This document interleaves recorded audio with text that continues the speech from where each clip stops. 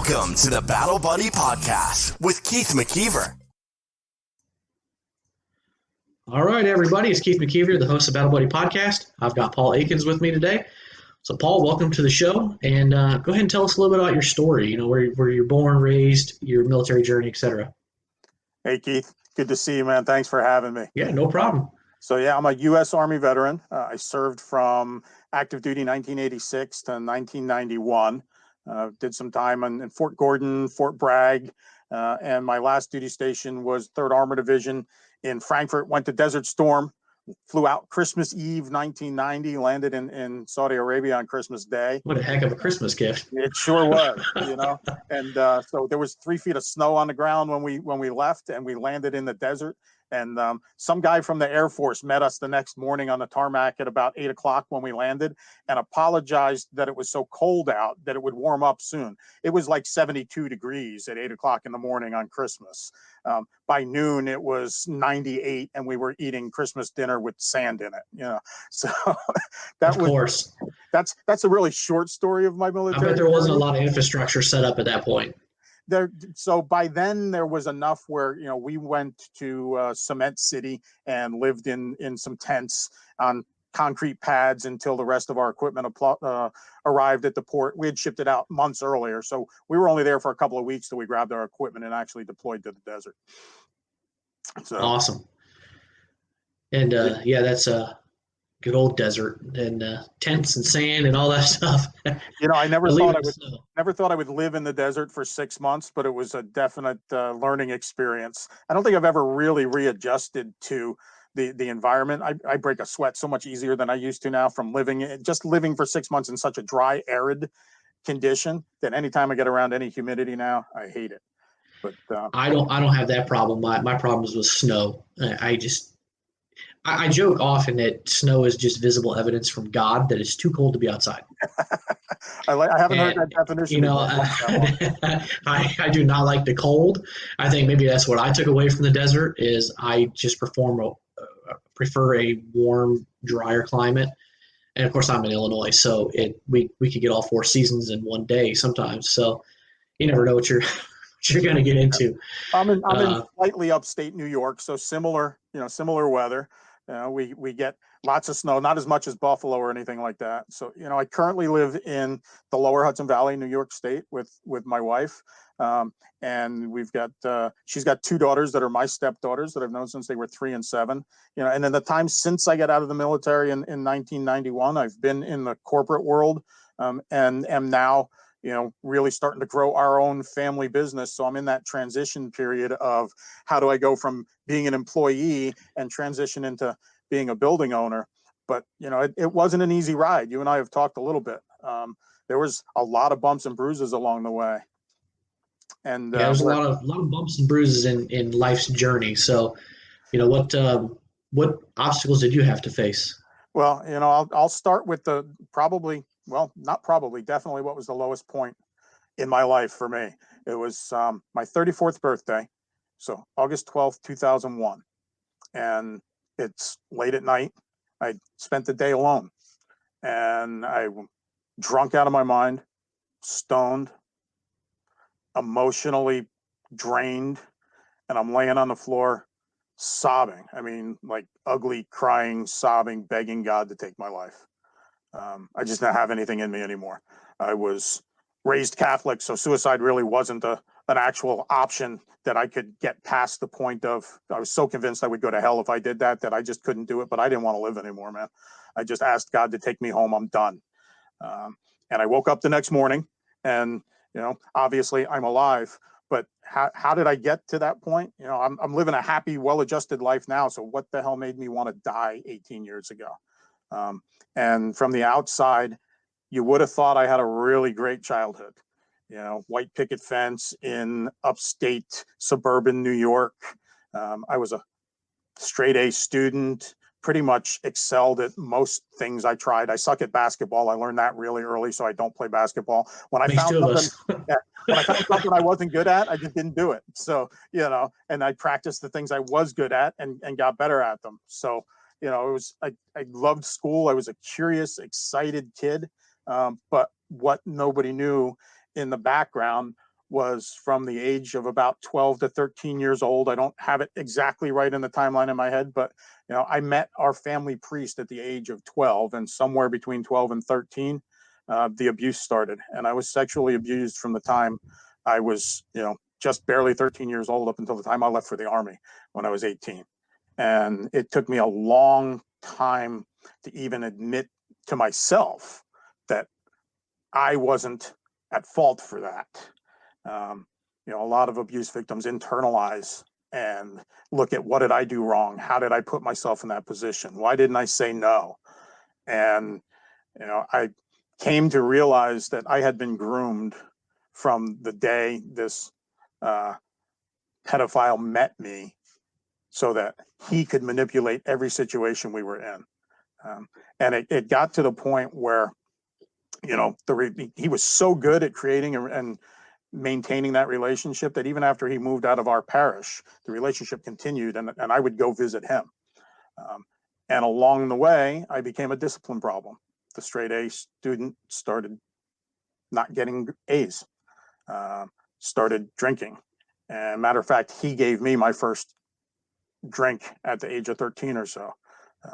Started doing drugs. Yeah. And by the time I was 18, I was drinking every time. Hell, by the time I was 16, I was a professional binge drinker. Every chance I could get a hold of any alcohol, I drank it until it was gone or I passed out. Survived a lot of really stupid crap in my teenage years that I'm really surprised I lived through. Drove drunk more times than I can remember. I was just going to say, I bet most of that was drug and alcohol related. Yeah. Just doing really stupid stuff, man. And it was, I didn't realize at the time that I was just trying to numb myself to what was going on. And finally came to the point where at least I realized that I wasn't going to live much longer if I didn't change. So that was my decision to join the Army, as I figured that the Army could, beat this out of me. The discipline that was going to be instilled in me, maybe I could learn I just had to get away and change things. Still had not really made the connection that this had anything to do with the sexual abuse that I had suffered. So I joined the Army. I was enrolled in the local community college, Dutchess Community College in Dutchess County, New York, because even though I got really good grades, I managed to still graduate in the top 10% of my class and could have gone to, just about any school I wanted to. My parents said, man, you're a royal screw up. As a matter of fact, they had, over the previous 6 years, the more and more trouble I got in, the more and more restricted my life got, the more things they tried to take away from me. They were just trying to, they realized something was going wrong, but they didn't realize what it was. And the one thing they didn't take away from me was somebody they saw as a positive influence in my life, which was my abuser. Any less stuff you have to do or things you can do, I would guess the alternative is maybe, getting in trouble or out, backlash and, going back to the, situation that you don't want to be in. Yeah. So, my solution, so I'm going to the local community college, and I realized that I just needed to change my situation. So I walked off campus and, I knew I wasn't going to join the Air Force because they weren't going to let me be a pilot. So I didn't want to join the Air Force if I couldn't be a pilot. I didn't want to join the Navy because there was just no way that I wanted to be out on a ship away from land. You didn't want to float on a tin can out in the middle of nowhere? No, yeah, me too. Sorry for all the Navy listeners. And, in hindsight, since what I wanted was a technical education, either of those choices would have been fine choices because they have great technical education. Definitely. I also knew that I didn't want to join the Marines. I have two cousins that were in the Marines, and not to disparage my crayon eating friends, no, but I didn't want to join the Marines. So I wasn't looking to be a combat veteran. I was looking for a way to get the education that I wanted, to get a potential way to pay for my own college education. So I joined the Army. I got my training as an electronics technician. But I also found out after I joined the Army that drugs and alcohol existed there too. Surprise. I thought it was going to be so locked down that I wouldn't even have access to this stuff. Other than basic training, even as early as AIT, I found that there was as much drugs and alcohol as you wanted to do. And guess what? Coke doesn't stay in your system as long as marijuana does. So it's a much safer choice if you're worried about passing your analysis. Yeah, I don't know how much really now, but I have heard that from a lot of vets that served in the 80s and 90s that it was really prevalent. It didn't take too many doors to knock on to find some. I didn't even have to knock on a door. My first permanent duty station at Fort Bragg after I got out of Fort Gordon, doing my AIT. I got to my first permanent duty station at Fort Bragg. I opened the door to the room I was assigned to, threw my duffel bag on the empty bunk, and my roommate turned around to me and said, "Hey, welcome to Fort Bragg. You want a hit?" And handed me a crushed up Coke can with that's what we used to smoke marijuana back then. So it was. I knew you were headed there. As soon as you started saying it, I was like, you're going to open up a door. You're going to get it offered right away. Go figure. 30 seconds, And so, and if there's any environment conducive to binge drinking, we were pros at it in the military. What else did we have to do? We did things like on Fort Bragg, we got a rule changed a couple of times because there used to be a rule about how many containers of alcohol you could have per person in the barracks. And, we considered a keg a container. So God, I saw that one coming too, Paul. First sergeant came in one weekend and said, "What the hell are you doing?" We're like, "We're drinking beer, Top."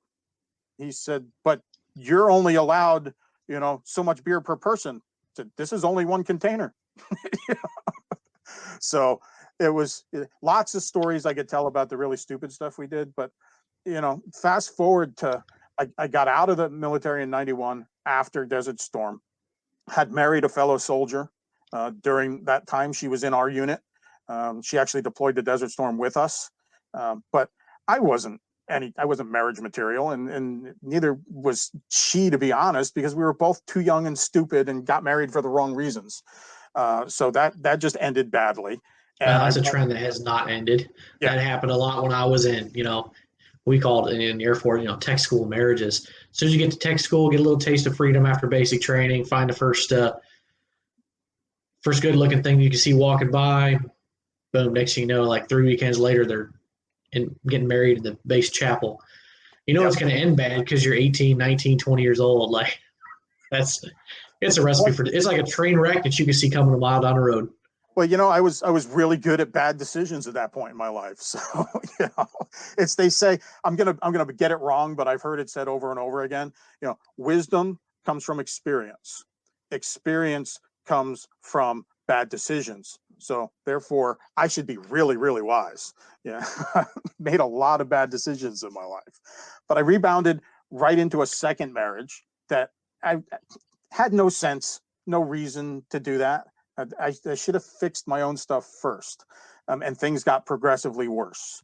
And fast forward to the night that I'm laying begging God to take my life. I'd been through, one divorce and was now starting a second one. I had separated from my wife. We had two houses on one piece of property, and the smaller house was an apartment that we rented out, but it was vacant. So I moved into that one, and I was convinced that I was going to put my marriage back together, was trying to work on it, and ended up alone on my birthday because she was out with somebody else.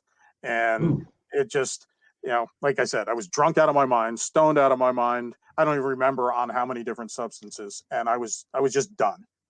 I was done. Still had not made any connection whatsoever to the sexual abuse that I had suffered. I just thought I was a screw up. So the next morning I woke up, and it wasn't like, an epiphany, the sun shined down on me and my life changed. But what it was me realizing, okay, I begged God to take me. I'm alive. If there is a God, maybe there's a reason I'm alive. And I made a decision at that point that I was going to start making changes to make my life better. So, incremental changes. The first thing I did was I gave up all of the mind-altering substances except alcohol. I held on to that one for quite some time, but I made a decision that I wasn't doing any of the other stuff. And I knew that when I made that decision, it was going to start forcing other changes in my life, because I was to the point where, in my other house that I wasn't living in, there were drug dealers and prostitutes and car thieves. I came home one day and there's a car parked behind my house, up tight against the house with a tarp pulled over it. And you know, I asked my ex-wife, what the hell is that? Oh, Joe wants to store his car here while he's, on vacation. Yeah, and you need that close to the house with a tarp on it. Yeah. Right. Yeah. Joe wasn't Nothing storing suspicious there. Joe wasn't storing his car at all. Yeah. So, something had to change. So I started making those changes, and eventually what changed was I had to leave the state because I was so entangled in the web of what I had allowed myself to be in. Anybody who's struggled with addiction and recovery has heard the phrase, would you allow other people to do to you what you did to yourself? And what I did to myself and where I put myself, if I imagined somebody else doing that to me, I would be so freaking angry. So I had to come to the realization that I did that to myself and I had to change it. So I left the state. I moved to New York, back home, moved in with my parents, trying to figure things out while I, was trying to put some money aside. And that's when the ex-wife hit me with what turned out to be, the craziest story in the world, that she was dying of cancer. And I moved back down out of the goodness of my heart because I was going to help her through this dying process because she didn't have anybody else. It was just a trick to get me back down there and take advantage of me more than I possibly, more than I could have ever imagined. Would it be safe for me to assume that she was involved in all the same stuff that you were in? Yes. Then, yeah. So, yeah. So she had reasons. She needed money, fix, whatever. Yep. So, that only made things worse for me. And, it kind of confused those 2 points. That happened, the move to New York and back down happened just before the I want to die moment. And that was because when I moved back down, and my wife will probably correct me on this, I have a hard time getting things in time order, but it was, yeah. So she just said that was before I moved to New York. So that happened the first time before I moved to New York. I was going to help her live through that process. So fast forward a little more, met who now currently is my wife, my soulmate, my best friend, Tracy. We've been together for 18 years, been married for 13. And when I moved back to New York and started trying to figure my life out, I met her, and we were both just out of relationships. Neither one of us was really looking to have a new relationship or a partner, but we became really good friends. And she became my safety net and encouraged me gently, but often but enough. Firmly still. Gently but firmly. She was the first person I told about my sexual abuse. And she kind of asked me, do you think that might have anything to do with some of the stuff you've been through and some of the decisions you made? No, that's done. I'm past it. I'm good. I'm over. So she'd ask me every once in a while, and she encouraged me to get some counseling. And it was probably the best decision I ever made in my life, second to marrying Tracy. So through the process of actually going through counseling for the abuse that I suffered, I was able to deal with the emotions that caused me in part to make some of the decisions I did, and to get to a point where I could forgive myself and not blame myself for the choices I had made. Because as I said earlier, I was not equipped to make those decisions at that age. And I was groomed by somebody who was the textbook pedophile.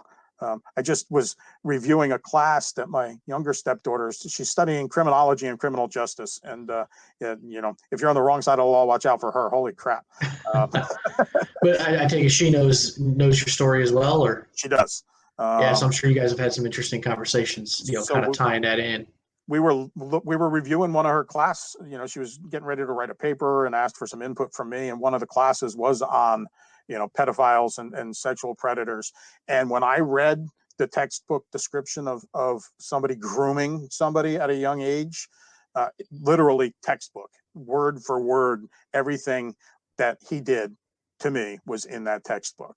So the counseling, was not a lifetime thing, but it was long enough that I needed it to get me over that process to really start healing. And I still am. I started going to counseling just about 18 years ago. But You'll this arguably be, slowly dealing with bits and pieces of it, for the rest of your life. It's yeah, such a absolutely. profound thing that impacted your life for so long. And I just started telling the story very recently. This is, the second or third podcast that I've actually done it on. But very few people up until now have known this about me. And there are people that are going to be surprised when they hear it. But I've actually come to a point, and this also surprises some people. I've come to a point in my life where I've chosen happiness. I've chosen gratitude, and those things are a choice. And I'm grateful for everything I've been through, even the really screwed up stuff, because I'm now at peace with who I am. I'm content with who I am. I'm happy with who I am and where I am in life. And I wouldn't be exactly where I am without any of it.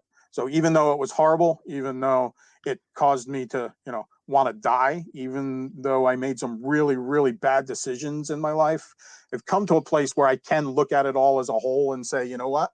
I'm grateful for everything that's made me who I am. So 20 It's a good years. place to be mentally, to be grateful for where you're at, where you've been through. And I haven't been through anywhere near what you've been through, but I lost my father when I was 16. And you think about all the different things that, you'd want your father to be in your life for. But my kids have asked me, if you could have any wish, what would it be? Anything could come true. Would you want your dad back? No, I really wouldn't. And it sounds weird, but I wouldn't want him back because he passed away. He had cancer. But him passing away set upon a series of events in my life that made me who I am today. And without that, I wouldn't have met my wife. I probably wouldn't have been in the military. I wouldn't have had my kids. I wouldn't want to change any of that. It's made me exactly who I am. Yeah, I'm right there with you, brother. And, you said you haven't been through what I've been through. And I hear that, my wife's a cancer survivor and she hears it a lot like, oh, my story isn't anything like yours. None of our stories are like each other's, but everybody's got their own pain. Everybody's got their own baggage, and it's unique and important. And just because your story isn't like somebody else's, it's no less important. Everybody's right, because it's going to hit everybody differently. Yeah. I mean, some people can be through some absolutely terrible stuff and not even faze them. And other people can be through something that's very minimal and have lasting impacts. From I don't know, say like a traffic accident or something like that, where, maybe the rest of their life they will not get into a car. They have severe PTSD and it impacts the rest of their lives in such a crazy way where, it alters everything. Yeah, it's all how you react to it, to a situation. And the magic comes when you realize that you have the choice to react. Now, it's a learning process, but everything that happens to us, and this comes from Dr. Stephen Covey, is that you have a space between stimulus and response. So no matter what happens to you, there's a space.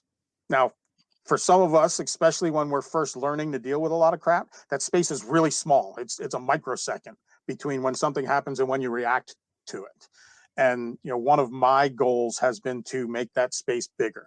So when something happens, I can now choose to pause. I can look at it. The analogy I was given that I love is when something happens or somebody says something to you or there's an event, imagine there's a plexiglass barrier in front of you. And whatever that is that happens stops and hits that barrier. Now you have the ability to examine it and look at it and say, what am I going to do with it? And how is this going to affect me? And if you can increase the amount of time that you spend examining a stimulus before you respond to it, for me, it's been effective. And I still suck at it in a lot of places, but in certain places, I'm getting better at it, to respond rather than react, to analyze the situation and say, okay, you know what? I don't have to let this bother me. I'm just going to let it slide off the plexiglass and go away. I don't need to deal with that. Or, hey, this is something that will serve me. So I'm going to let it through and I'm going to deal with it in a way that will serve me and serve others. That, Paul, is going to be really, really helpful. I was told once, before reacting, just wait like 4 seconds. Just pause, count 4 seconds, and then say what you need to say or react how you want to react. Because especially those of us who served in the military, people's lives are on the line. You are taught to act and go from 0 to 100 instantly. It's react, save lives, because the people on your left and your right are counting on you. And that's something that just takes a long time to get over, and you get over bits and pieces of it over time. But every now and then something might, sneak up and hit you where you just react, and I guess most civilians would look at in a very strange way. That's not really appropriate, but that's how you're just kind of hardwired to do. So you just got to slow down and build that reaction time in. Just pause for 4 seconds. 3, 4, 5 seconds can change your approach. And it takes a lot of practice, So that was one of the things that I learned in therapy. I would highly recommend, one of the reasons I've started telling my story is I know there's other people that have been through what I've been through. And, if that's you, if you're hearing this podcast or seeing the webcast and you've been through something similar and you haven't reached out for help yet, I would highly encourage you to do so. Whether it's somebody you love and trust, or just find your local mental health hotline and give a phone call and let them refer you to somebody who can help, because it made the world of difference for me. And once I started doing that, my life went a much, much different direction. I'm sure, different speeds for everybody, but I'm for sure for some people it can make a big impact pretty quick. For others it might take a little bit longer, but either way, you're moving in the right direction by talking to somebody and have somebody help you process different things from different angles. Yeah, one of the things that I came to realize is there's this cycle of self-sabotage where somewhere in your childhood, somewhere in your past, there's been some trauma that somehow makes you feel not worthy. So every time you come close to achieving something great, you figure out a way to screw it up because you don't think you deserve it. Mine's a little bit different from that. I somehow internalized. I told you I was a real good student. I was successful at a lot of things I did at a young age. I had internalized and saw that as what made me attractive to a pedophile. So my cycle came from every time I was getting close to achieving something great, my subconscious said, it's going to make you a target. Don't do it. And I would go out and get drunk and screw shit up. I would get arrested for DWI and screw shit up. I'd miss a couple of days at work and screw shit up. So it was that cycle of keep going, because I have this drive to be good at whatever I do. And that's in a lot of us, especially in the military. You train, you want to be the best at what you're doing. So I've got this drive to be the best at whatever I do. But when I'd reach a certain level of success, that cycle would kick in and my subconscious would say, nah, it's not safe there, man. Don't go there. So that you got two sides just butting heads right there. Yep. Wanting to punch right through and achieve that greatness that's capable, but something else grabbing you by the pant leg and pulling you back down. So that's a conversation I have to have with myself daily. So I got the counseling that I needed. I got the support in my best friend and my wife, and I actually started building a pretty successful career in the corporate world. I still work for the same company that I worked my way up through. We were purchased by a much larger company several years ago, and it's a specialty construction company that owns a bunch of fire protection companies, pipeline companies, about $5 billion a year in revenue. And I finally worked to a place where I enjoy my job that I'm doing full time for them. I'm running an apprenticeship program that gives me some time freedom because I teach classes several days a week, but only every other week. And the rest of the time, I pretty much have time freedom to build the curriculum, to do the reporting I need to do, to interface with talent pipelines and how do I get people into this talent pipeline. But the other thing it's done for me is along the journey of self-exploration, healing, and personal development, I discovered entrepreneurship and really kind of grabbed onto building a business with my wife together. And the self-discovery and self-development journey we've been on together has been extraordinary.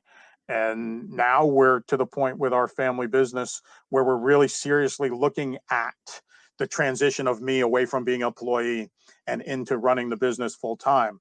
So, some of the things that I'm going to be planning over the next several years is I love what I do for my career and I don't plan on leaving it, but can that transition to a potential consulting role at some point so that I can spend more and more time in the family business? Because right now it's only part-time.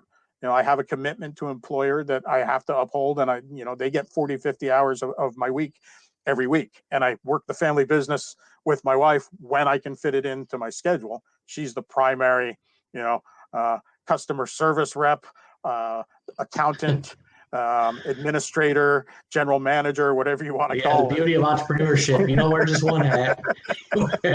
You're wearing a bunch. You're changing them out all day long. But it's been really rewarding to build that business side by side with her. And it's something that I know we're going to do the rest of our lives. And the neat thing about entrepreneurship that I've heard this quote a couple of times, and it's not about who you need to be to build the business. It's about who you're going to become in order to build the business.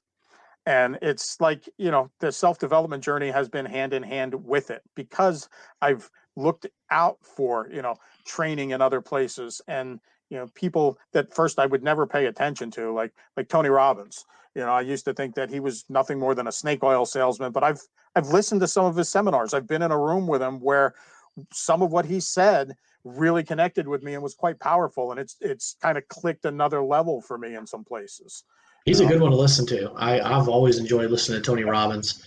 Never been to never been in the same room with him, but the guy is a very, very powerful guy, and the way he approaches life. And, I've seen some videos out there like how wake up techniques in the morning, just priming yourself up for success. And because everything's it's all mental. It's all up in your head. Yeah, you just got to get it all wired right and working in the right direction. So that's some stuff I like about his, Yeah, just did a 3-day intensive course with Dean Graziosi. That was another one that I've seen Dean in and out of things, but never really paid a lot of attention to. He was the king of the infomercial in the 90s.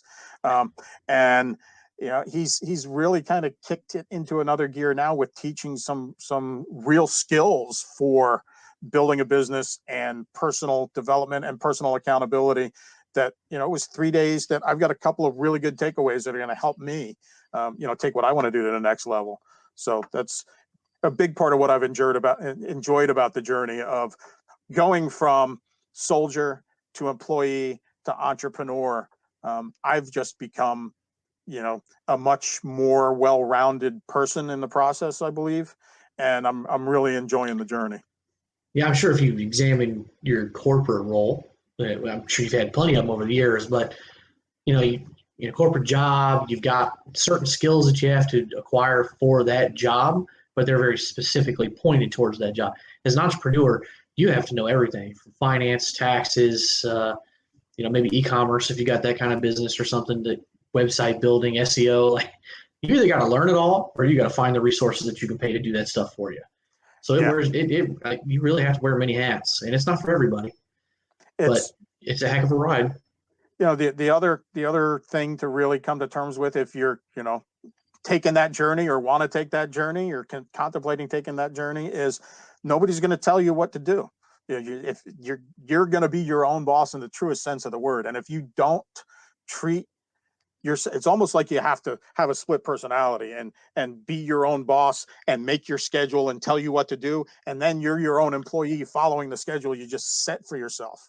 And that's what I have to do. I got to put stuff in my calendar and defend it. Once it's there, I have my lunch break every day from my primary source of income right now, which is my full-time career. My lunch break is dedicated to prospecting for new clients for the family business. And that's what I do during lunch. And I have to defend that and not take other appointments, not take invitations to do stuff that does not serve my bigger goal. Yeah, it does force you to adapt and take advantage of every opportunity, just little things. When you talked about calendars, I use Google Calendar personally.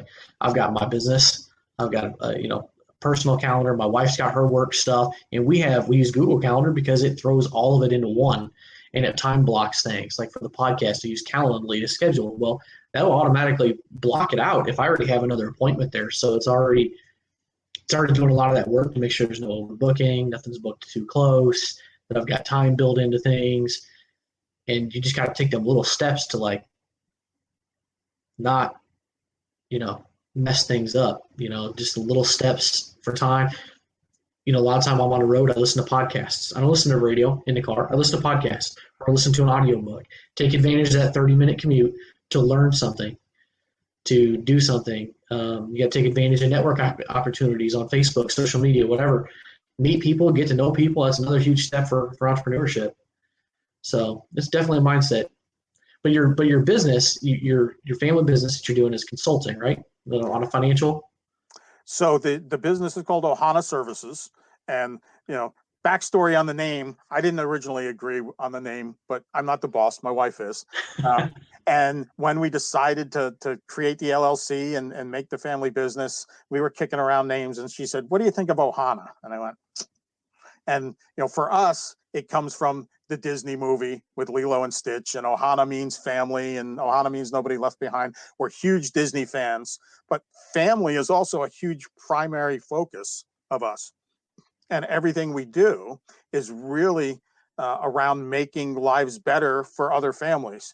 So I bought in and said, we're going to call the company Ohana Services. So we created the LLC, and we've got a couple of different things that we do, and they're all around making the financial life better for families and small businesses and even some larger businesses. And there's a couple of ways that we do that. And one is negotiating monthly bills for people. Now, you think about your cable bill, your cell phone bill, your internet bill, heck, even pest control or home security. Most people just, they know they pay what they pay. And there's also what we call a loyalty penalty in most of those industries. You sign up for an introductory rate, and the longer you're a customer, the bigger your bill gets. Yeah, go figure when that bill goes from 75 to 100 after that 1 year period. Yep. You're outside that introductory window. And so Tracy would regularly, for us, call our service providers and negotiate and say, why can't I get the new customer rate? And they wouldn't always give us the new customer rate, but she'd find something. Now, that's time consuming. It's frustrating. Sometimes you're on the phone with hours for them. So what we do for our customers is we have contract negotiators that negotiate on our customers' behalf. So they call the service providers and they get them savings on just about any monthly bill. That's a service that you have the option to use or not. We can't work on people's tax bills. We can't work on your college debt. Sorry. Oh, that's a darn shame. Those are the big ones people would like to eliminate. We can't get your mortgage lowered personally, but we do have a referral network of other people that can work on those things like credit repair and mortgage and debt. So that's the other side, is we also have a network of people that either we're direct affiliate marketers for, where we can just put you into their pipeline, for financial advisors, for credit repair specialists, for mortgage brokers. But our primary focus is the bill auditing bill negotiation and auditing. So for commercial buildings, commercial customers, we do the negotiation, but we also do, if you're a big enough company, we'll do an audit. We'll do a 3-year look back to make sure you haven't been overcharged on your utilities and stuff that are regulated by the government, because there's taxes and fees and things that often get misapplied. So of course, we'll look at, because when you're a business owner and you're getting a ton of different bills, it's easy to look over some of those little line items that they add up. A couple bucks a month here, a couple bucks a month there. And hey, most small business owners, small to medium business owners, and I'll give you my definition there. When I say small to medium, mom and pop that are just getting off the ground and starting and haven't even reached the break-even point, up to somebody who's doing a couple $1 million a year in business. That's a nice size small business. But we've even worked with customers that do $50 or $100 million a year in business, and we've got $1 or $2 billion clients. Because here's what happens: is you have somebody who's an accounts payable specialist, and they're really good at what they do. And they look at the bills when they come in. They either match them to your purchase order, or they, look at what you were charged last month for a recurring service, make sure it's the same, make sure it's accurate, and they pay the bill. Or not too far off, like electricity or water. Oh, that's within a margin of error, So they're really good at making sure that there aren't any really big discrepancies and that the bills are what you expect them to be. What they're not usually really good at is knowing whether those bills are what you should be paying based on the real market situation in your area. So we have access to thousands and thousands of bills from thousands of customers that we can compare and say, this is what Keith should be paying for his internet out of his broadcast studio, and we can then negotiate on your behalf and get your bill lower. And that's, it's a pretty cool business model because we can't charge anybody anything. We have a guarantee, no savings, no charge. We can't charge you unless we save you. So I don't have any product to sell. I don't have, any way that I can make money unless I help my customers save money. It's an interesting space to be in when it comes to being an entrepreneur, because I think, because I'm a realtor, service industry is great, but sometimes I'm like, man, it'd be nice to have a physical product like you could have on your shelves and sell it in e-commerce, but that comes with a whole new set of issues. But it is nice when you can help somebody, like really help somebody, especially for me, helping people, buy or sell, the biggest investments of their life. Side note of that, you mentioned you can't help with mortgage bills. I will throw two things in there. One, now, right as you're listening to this, is a good time to call your insurance companies or call other companies and shop around for rates. Good chances you probably haven't done that in a really long time. So, call 2 or 3 other companies, get some quotes, compare it to what you're currently paying, and you might be surprised where you can get some savings. Second thing is, rates are still good on mortgages. If you're paying more than 4.5% pretty much anywhere in this country, there's variables there. But if you're paying anything more than that, you should look at a refinance. You have no idea about what you could save, especially with, differences in equity or whatever. So, yeah, two different things I'll interject right now, as we sit here in 2021, perfect opportunity to look at those. Yeah, great advice. You and I talked a little bit previously, and we've both taken advantage of the low mortgage rates, and it's made a big difference for me to be able to. I was paying 7.5%, and got down to 3.25%. So yeah, if you're paying, like you said, over 4%, at least make the phone call, reach out. And I'm sure you're in the real estate industry. I've got some. If people want to reach out and get a referral, reach out to Keith or I, and we can point you in the right place if you don't know anybody. Yeah, it makes so much sense. I've still occasionally run into people with 9-10% interest. I know back in the 80s, those mortgages are probably paid off now back from the 80s, but I know at one point in time they're 12, 13, 15%, which is just insane to even think about. Thank goodness we're not close to that, but they're still near or at, the historical low. So, credit score and stuff like that plays a big factor in there, but it's worth exploring. Like I said, if you're over maybe 4.5, you should definitely be calling and see what you can save. Get yourself in the 3.5 range, make a big difference. So. Yeah, and that's where we don't do a lot of the other stuff ourselves, but that's where when we're talking to somebody and saying, hey, if we could put a couple $100 a month back to your family's bottom line, or if we can put a couple $1,000 a month back to your business's bottom line, what else could you be leveraging that money for? And have you looked at your credit scores? Have you looked at other things? And that's when we'll put them in touch with other people. But what really makes Tracy and I feel great about it is, the fact that it maybe somebody now they can make decisions they couldn't make otherwise. Money is money. The love of money is the root of all evil. Money is money. It's a tool. Just like any other tool, it can be used for whatever you want to use it for. So when you've got more of it, you have more options. So if we can give somebody a little bit more money, maybe now they can sign their kid up for that ballet class they couldn't have afforded otherwise. Or maybe it's a family vacation that you're saving up for, and you can't pull the trigger until you got the money to go. So maybe that accelerates your time frame a little bit more. Yeah. Even with like a loan, refinancing, pull out equity, pay off some debt, that's a great way to pay down things. And if you could save on your monthly bills, you could easily find yourself with a few $100s extra every month that you can do something with and save it for a trip, invest it, add it to your retirement account. I mean, a couple $100 extra a month in your retirement account or in an emergency fund, so you don't have to put it on a credit card next time. Yeah, is huge. If you've got $2,000 to use instead of charging $2,000 on a credit card, you're going to save yourself hundreds, if not a couple thousand, in the long term if you don't pay that credit card off right away. So, yeah, absolutely. So, kind of one of the other places that I am at, and you said something earlier that I think is pretty cool. For people who are starting to make that transition. Hey, I don't want to be an employee anymore. I'm going to be an entrepreneur. I'm going to start my own business. You said something important about leveraging some things. You got to wear all the hats.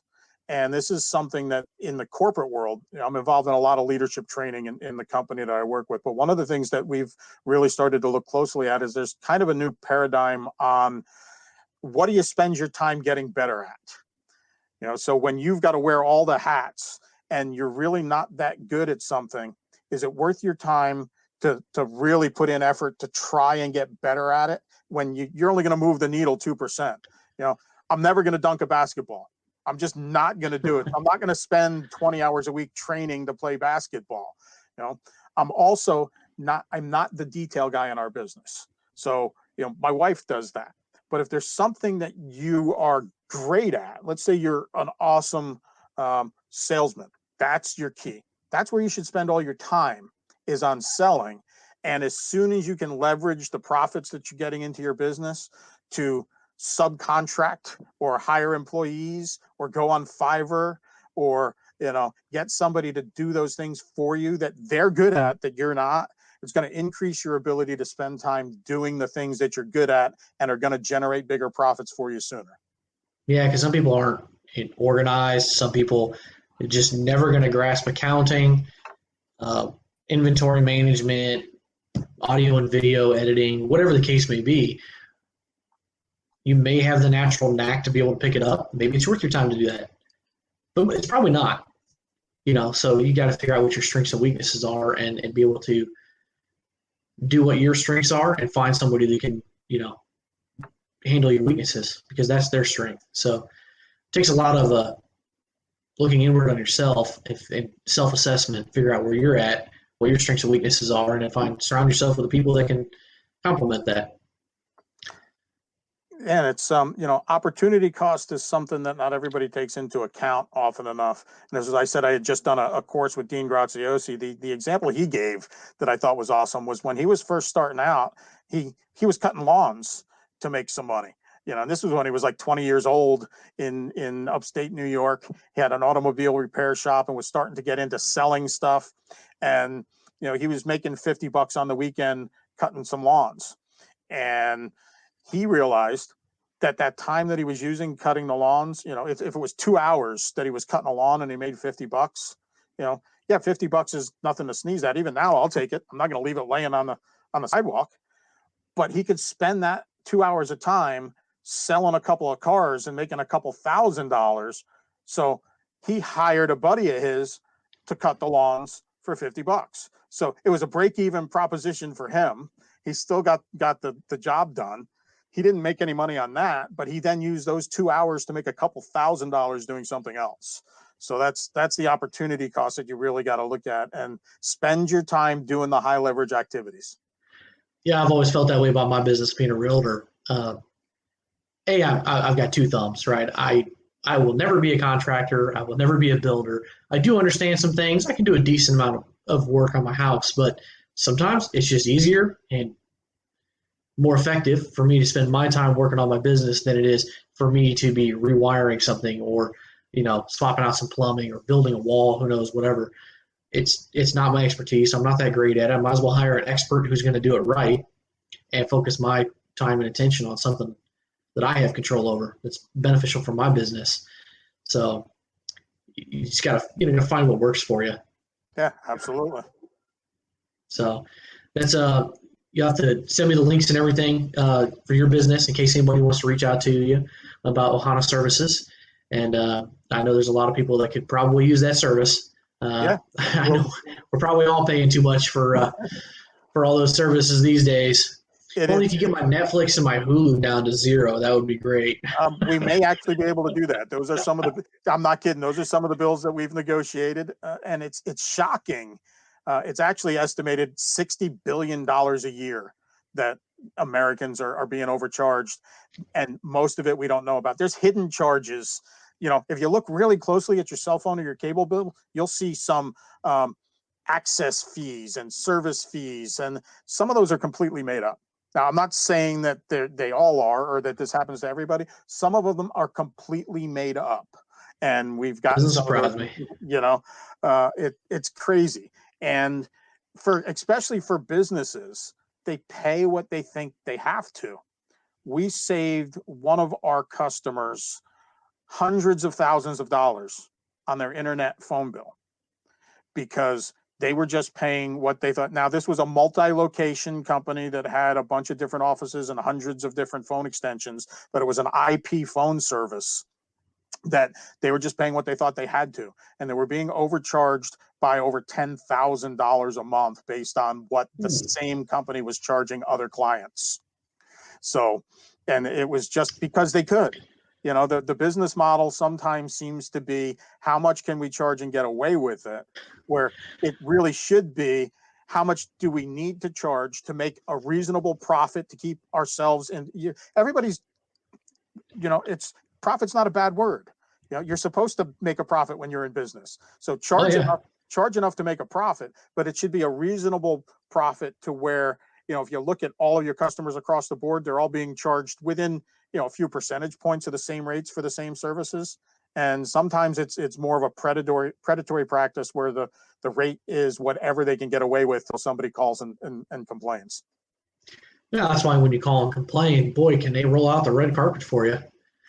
I just did it the other day. I'm not going to name the provider, but it was something that I had like an introductory rate for. And I had it for a little while, and I was like, yeah, that's not really my thing. So a couple months ago, I went and canceled it. Thought I canceled it. Turns out it wasn't. Checked my my bank statement the other day, and $24 roughly. And I was like, what the heck is this? I thought I canceled that. So I got online, and I'm chatting with them. They're like, no, you never canceled it. I'm like, what's this $24 for? Is that like 6 months, 3 months? No, it's a month. And I'm like, nope, you can cancel that right now. I'm never having this service again. This is ridiculous. Who pays this much for this? I'm like, there are other services that I know of that are cheaper. There's a reason I tried to cancel this. So, you got to watch those games where you think you cancel something too and it's not, or you think they're giving you a deal. And boy, were they trying to match the deals I was telling them about too. I'm like, I can do this for this amount, or this for this, or this for this. And, we can do that. We can match that. I'm like, no, you already burnt that bridge. You're done. I'm going to go, for option B, C, or D now. Right. It's designed, Keith.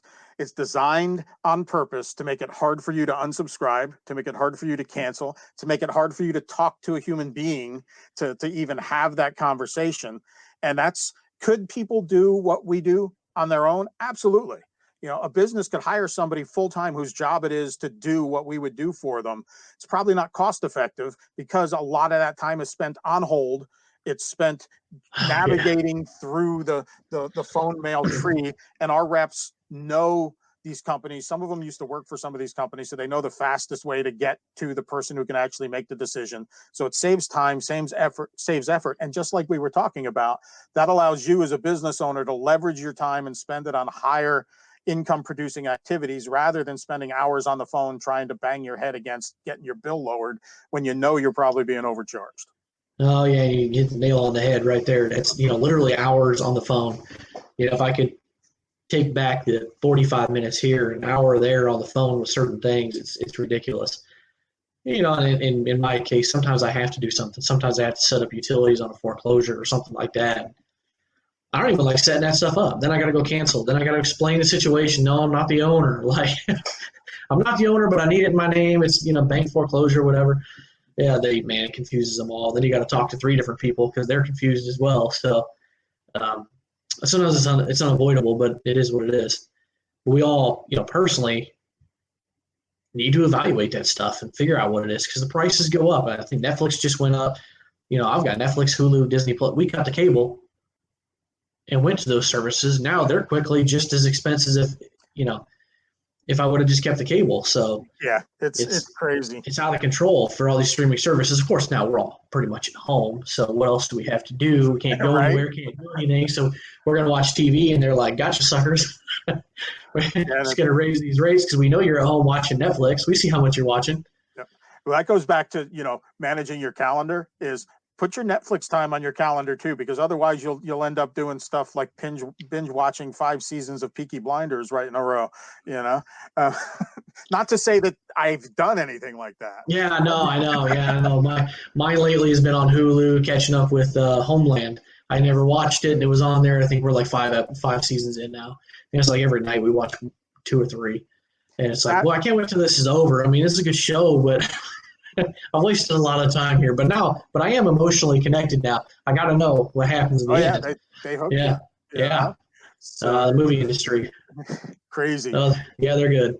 But yeah, so, I'll send you my links so that people can find me. We're on Facebook and Instagram, and we've got a website. It's ohanaservices.us. So and also, I don't know if you've managed to make your way into the Clubhouse world yet. It's a fun and interesting new platform. Actually, I literally just got on there the other day. Mine's at Keith McKeever, by the way. Awesome. Anybody listen? What's yours? Mine is at Paul Akins. So, all right, I'll have to look it up as soon as we're finished here.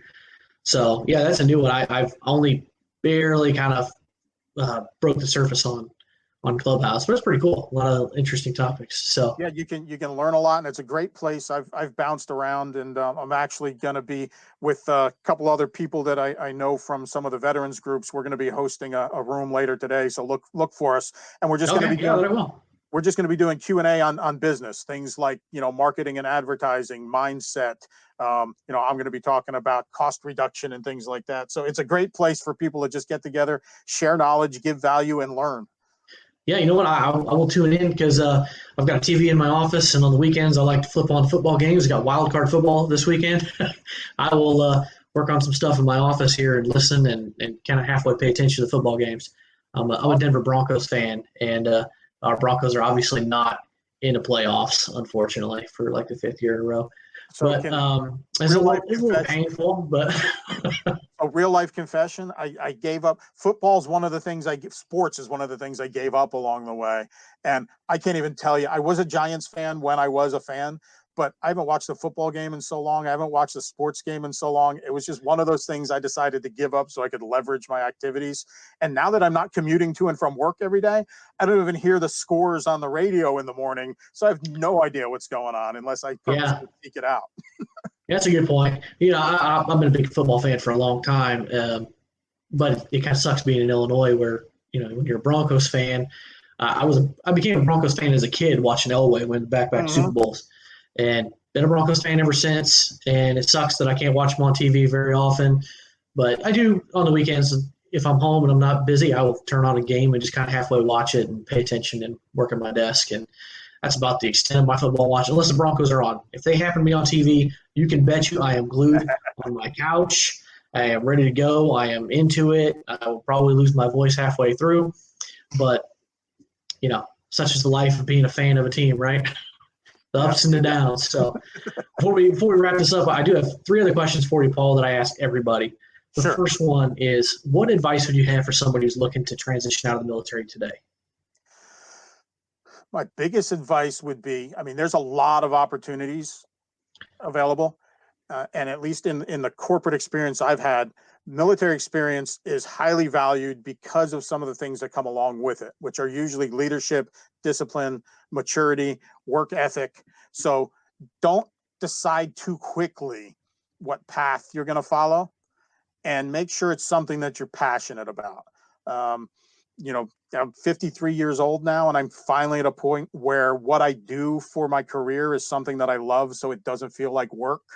So whether you've been in the military for 4 years, 6 years, or 20 years, or 30 years, make sure that your next step is aligned with your passion. That's a good one, because most people are going to hit 20 years max. They're going to get out in their 40s. There's a few other people, make it to 30, 35 years, whatever. I don't know why.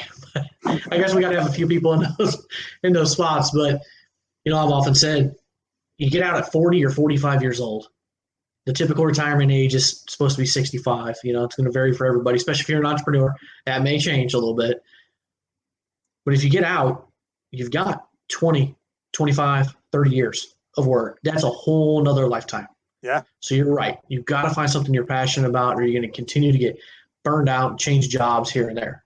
So, Just find something that's going to make you happy, that you can get up and be happy to put your boots on every day and go to work. So great advice. That's a good one. What about for anybody who's looking to join the military today? I don't know a lot about what the military experience has changed since I went in, and I haven't talked to a lot of people that have entered recently. But for me, people say all the time, when they find out, thank you for your service. And sometimes I struggle with how to answer that. But what I've been saying lately is, it was an honor and I got more out of it than I gave. So what I would say is, if you're considering it, one, thank you, because our country needs people that are willing to step up and do that. And also, as you enter the military, do it with the same thought process that I just described leaving the military. Find what it is you're passionate about and look for the opportunity to do that in the military, because whatever branch you decide to enter, there are careers from, heavy equipment operator to chef to, working in the medical field to being a frontline combat soldier, if that's what really drives your passion. So what I would say is, don't just take what you can take to get into the military. Choose what you're passionate about and do it 100%. That's a good one, because there are so many different things you can do.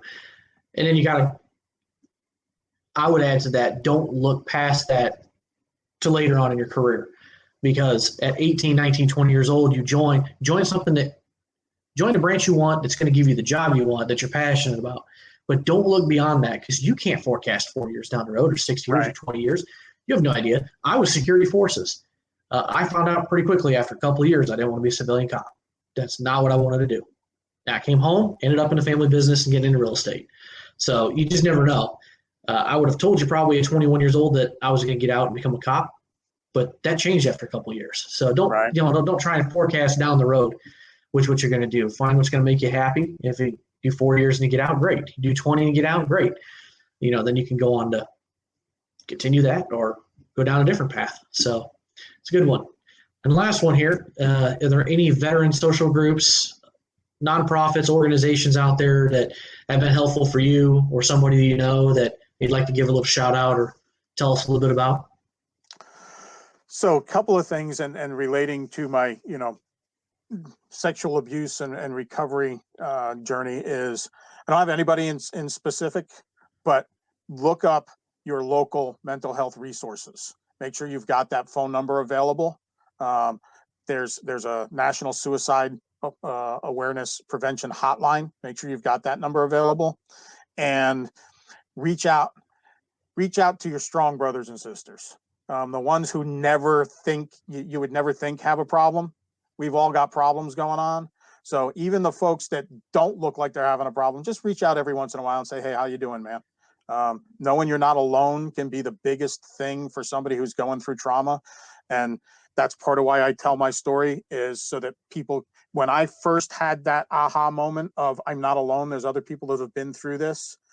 I want people personally to know, not only can they survive trauma, but they can thrive and they can flourish. So it's not just survival. You can heal and you can be as impactful and live as full a life as you choose to, and use those resources around you. Get on Facebook, look for your fellow veterans groups. We know each other through the Veteranpreneur Tribe. There's a bunch of other groups out there, veteran supports groups and veteran business groups. Join as many of them as you can and meet as many like-minded people as you can.